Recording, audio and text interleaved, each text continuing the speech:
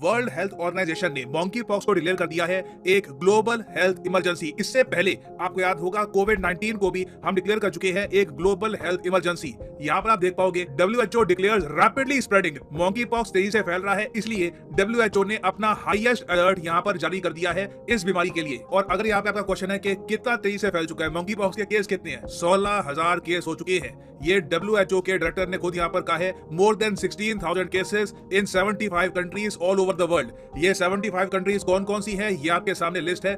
China में जहां तक मैं देख पाया हूं अभी तक कोई केस रिपोर्ट किया नहीं गया। इंडिया में एक केस आया था, उसके अलावा रशिया में केसेस आए हैं। यूएसए में तो देखा गया कि बच्चों को भी मॉन्की पॉक्स वायरस हो गया। यूरोप में बहुत से केसेस आपको मिलेंगे। एक्चुअली बताया जाता है कि अफ्रीका से ही ये वायरस यूरोप में फैल गया, उसके बाद यूरोप से यूएस में, फिर धीरे धीरे बाकी देशों में भी ये वायरस लगातार फैल रहा है। और आज के समय में आपको बता दूं दुनिया में टोटल 3 मेजर हेल्थ इमरजेंसीज हैं बाय WHO।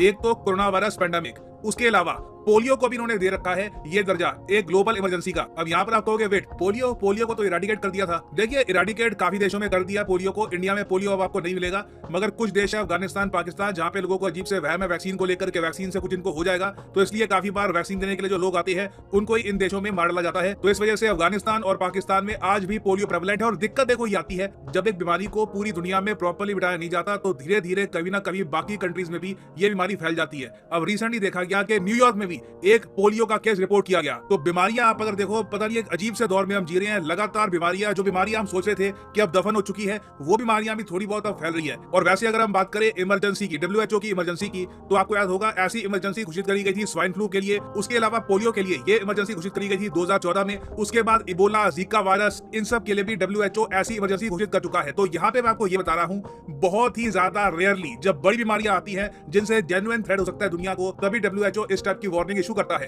अभी के लिए तो मैं आपको बता दूं कि मॉन्की पॉक्स फैलता कैसे है। मान लीजिए एक आदमी को मॉन्की पॉक्स है, तो दूसरा आदमी अगर उसके रैश के करीब आ जाता है, उनकी स्किन आपस में रगड़ती है, उसके बॉडी फ्लूइड को वो छू लेता है, अगर मान लो पसीना उसका कहीं पे है, वहां पे दूसरे आदमी ने हाथ रख लिया, कुछ सेक्सुअल कांटेक्ट होता है दोनों के बीच में, इवन अगर फेस भी बिल्कुल आमने सामने आते हैं, तो रेस्पिरेटरी सिक्रीशन से भी ये बीमारी आराम से फैल सकती है। बेसिकली अगर आपको पता लगता है कि किसी आदमी को मॉन्की पॉक्स है, पूरी कोशिश करिए कि उस आदमी से आप दूर रहें। नाउ यूएसए का जो CDC है, Center for Disease Control and Prevention, इन लोगों ने रिसेंटली लिखा कि अभी के लिए तो देखो हम 100% कह नहीं सकते कि मॉन्की पॉक्स बिल्कुल एयरबॉर्न नहीं है। इन्होंने यहाँ पर यह कहा है कि जहां तक हम देख पा रहे हैं मॉन्की पॉक्स थोड़ा बहुत अभी लग रहा है कि एयरबॉर्न नहीं है, मगर सिंस ये रेस्पिरेटरी सिक्रीशन से फैल सकता है तो हम इसको लाइटली बिल्कुल भी नहीं ले सकते। और इसलिए आपने देखा होगा अब जो बाइडेन भी सोच रहे हैं कि अपने देश यूएसए में ये लगा दे public health emergency in response to monkeypox outbreak. और अब होना यही है, WHO के बाद आप देखोगे country specific public health emergency यहाँ पर आनी स्टार्ट हो जाएगी। बात यहाँ पर यह है कि देखो कोविड 19 की वैक्सीन बनाने में तो थोड़ा टाइम लग गया, मॉन्की पॉक्स की वैक्सीन ऑलरेडी हमारे पास है।